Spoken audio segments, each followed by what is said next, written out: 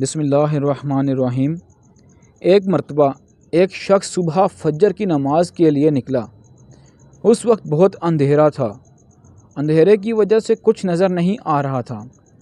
وہ نماز پڑھنے کے لیے جا رہا تھا۔ راستے میں پتھر پڑے ہوئے تھے۔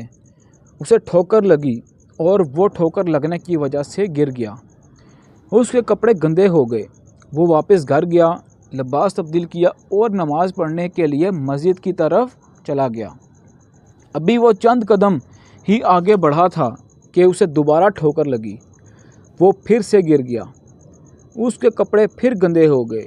وہ دوبارہ گھر واپس چلا گیا اور لباس تبدیل کر کے واپس نماز کے لیے مسجد کی طرف روانہ ہونے کے لیے گھر سے نکل پڑا۔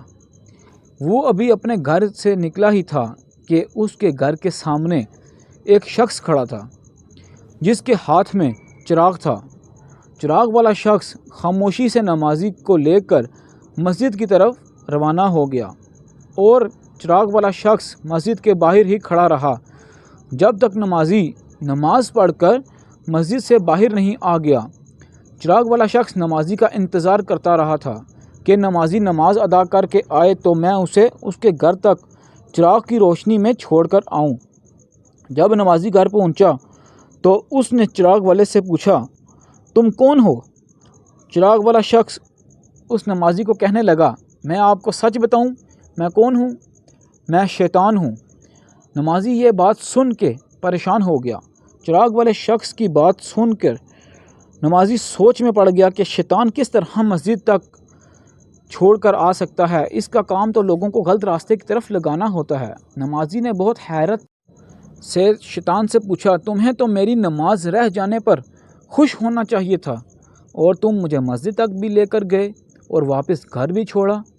شیطان نے جواب دیا، جب تمہیں پہلی بار ٹھوکر لگی تم گر گئے، لباس تبدیل کر کے پھر سے مسجد کی طرف نماز ادا کرنے کے لیے روانہ ہو گئے۔ اس وقت اللہ تعالیٰ نے تمہارے سارے گناہ معاف فرما دیے۔ جب تمہیں دوسری مرتبہ ٹھوکر لگی تم پھر گر گئے اور لباس تبدیل کر کے پھر سے مسجد کی طرف نماز کے لیے روانہ ہو گئے۔